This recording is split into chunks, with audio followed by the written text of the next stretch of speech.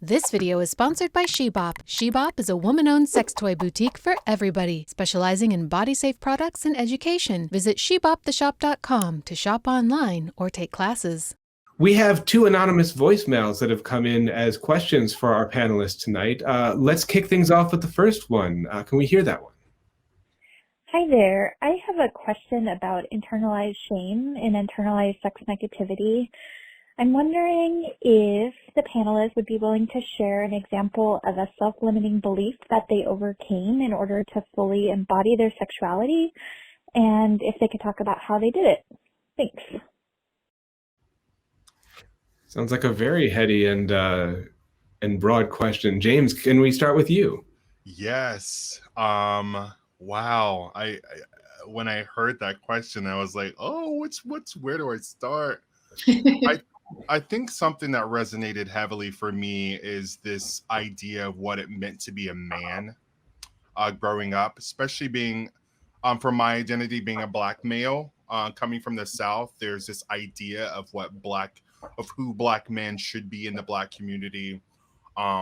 Outside of my Black identity, being a male, what masculinity looks like, and I'm realizing. I realized at some point that once I got a hold of where that idea of masculinity and what being a man really means to me, once I got a hold of that, things started to be a lot smoother for me. There's a point I joined the military at 18, and I first became introduced to what was a gay scene. I never been to a gay bar until I was 19 years old, and I do less of it now, but at the time you had men that were referring to each other as girl. Hey girl, no, I don't know what she's doing tonight, but these just cis men having that kind of dynamic and holding hands and wearing feminine clothing and things like that, and I was very much allergic to that. And I think that was mostly because growing up, I knew I was gay, and anything that resembled femininity in any kind of way was like, whoa, not okay. And anytime I felt that I was becoming anything remotely close to feminine, I had a lot of shame about that. Mostly because at the time I was in the military, there was don't ask, don't tell. And being gay in the military was very much illegal.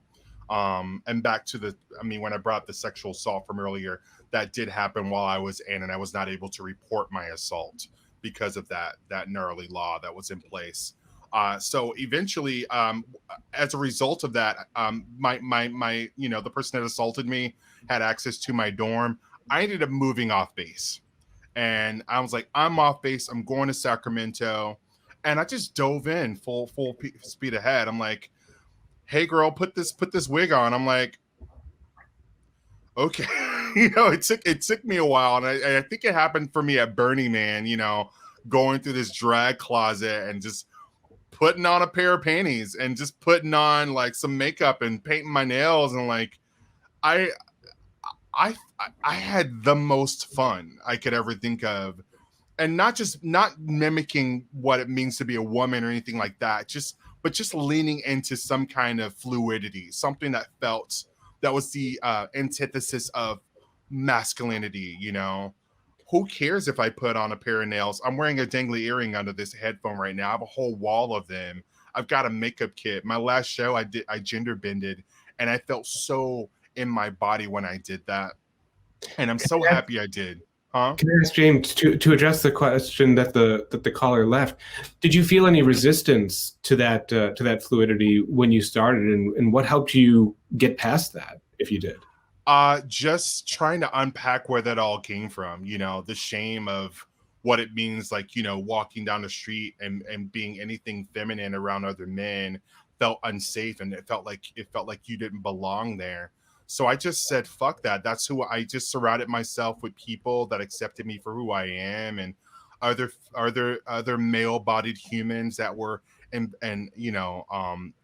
that were being more feminine and wearing whatever they wanted to wear. I leaned into that and started surrounding myself with people that really cared about me and wanted me to be my free whole self that I was. So that's what I did. I just, got those toxic people out of my life, and No, it just sounds started incredible to being myself. That was a bit of a long story, but that's pretty much how it went for me.